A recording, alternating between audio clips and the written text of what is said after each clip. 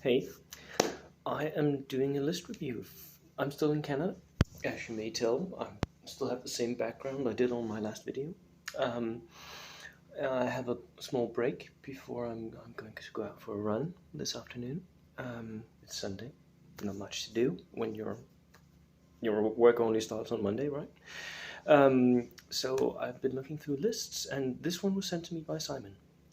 He's taking a Polish reinforced platoon to a tournament in about a month, and he wanted some feedback and maybe some, back and forth on it. So I'll do that happily. Um, I have some experience with the Polish. I haven't run Poles myself, although I am thinking about cavalry quite a lot these days. But I have faced Polish lists several times, and um, I've lost to them and I've won.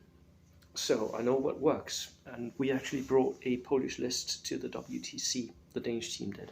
So I know a bit about them. Now, this Polish list starts out with a regular lieutenant with an extra man. You might think about actually spending those points not on an extra man but on a horse for the lieutenant. That makes him very much more mobile and more survivable because he can recce away from stuff. It also enables some pretty nifty shenanigans with a lieutenant if you can get him up to an enemy tank. Because you can place the lieutenant on the side of the tank.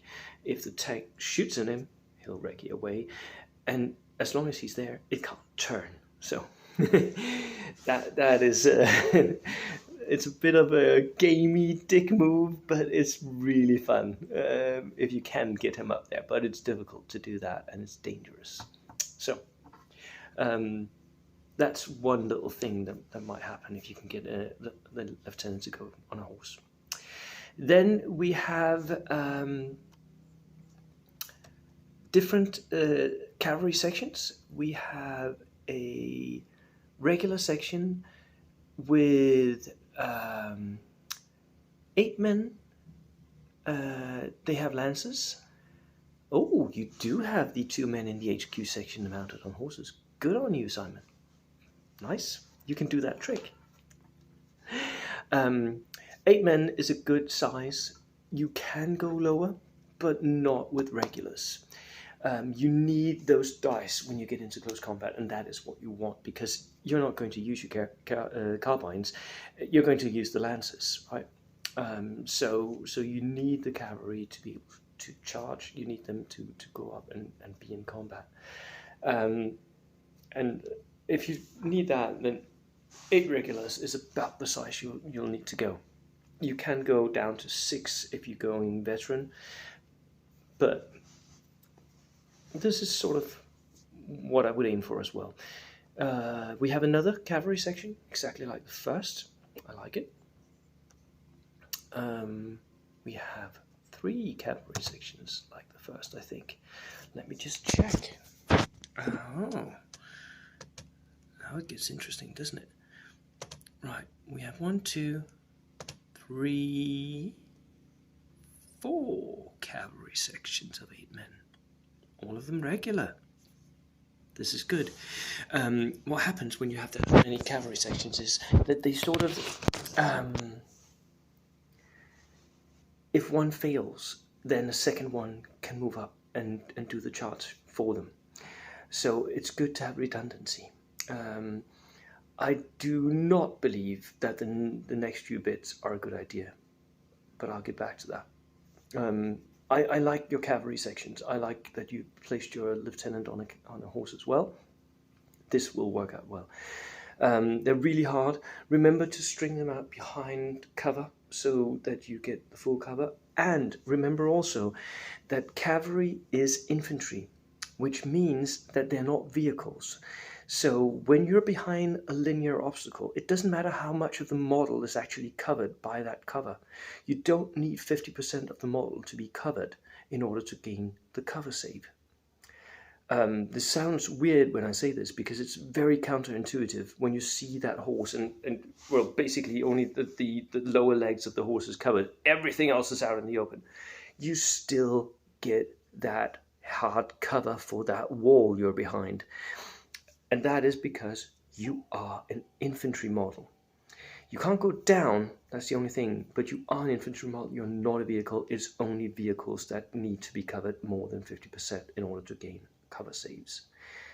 So you should make your opponent aware of this so that they don't make the mistake of thinking that you're being a dick when you play this. And then you need to play it like that and gain all your cover saves, because that's awesome. Right. The final choice is a bicycle infantry section. I do not understand why you want them to be mounted on bicycles. I have to say that.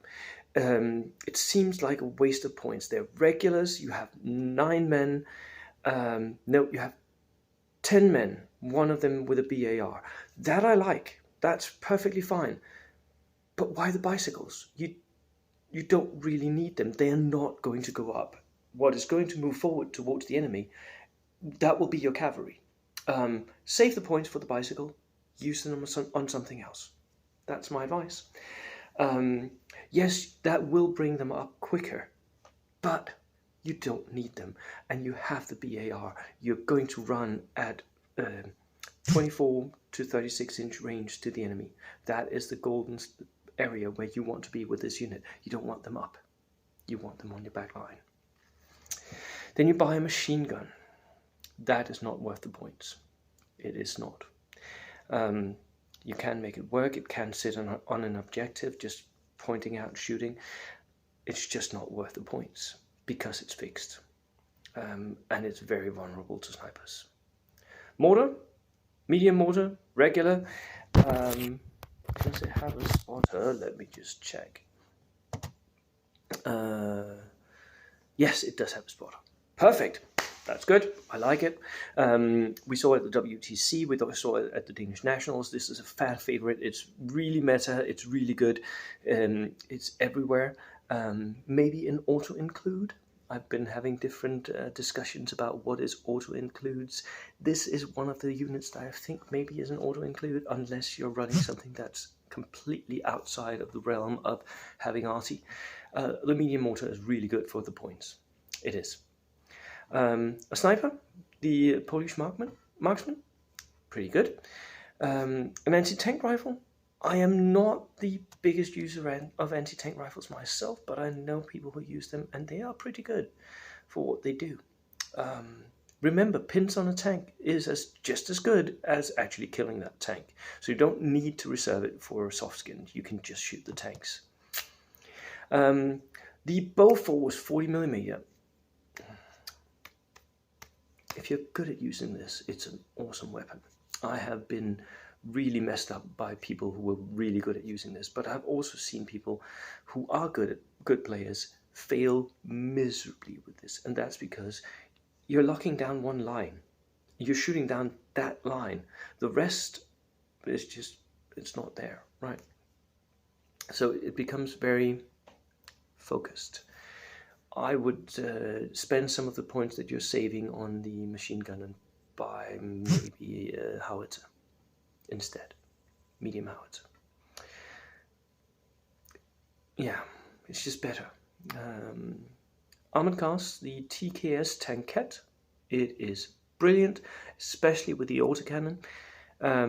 2 shots, light autocannon, what's not to like? It has recce, it has 7+ armor. It's very, very good.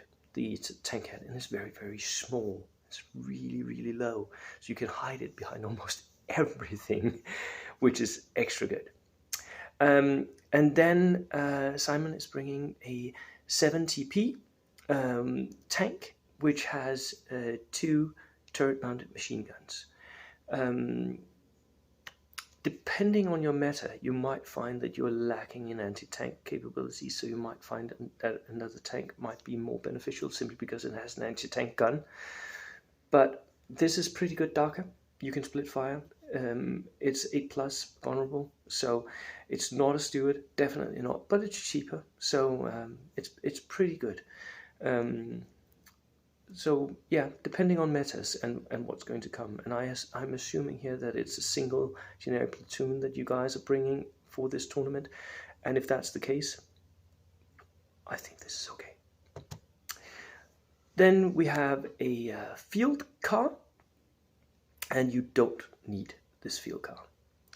You take a field car if you have something that you need to bring up, something that you need to like throw at the enemy in an attack run, or if you have something like a flamethrower or something, you don't. So the field car is not needed. It's not needed for the artillery. The artillery can already stay on the board.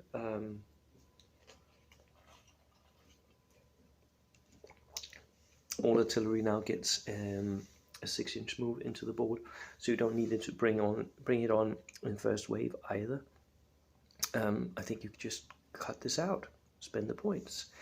So yeah, that is the list. It is, let me just count, where do we have this? We should have, can't actually see the number of order dice here. It's set up in a little bit of different way here. 1, 2, 3, 4,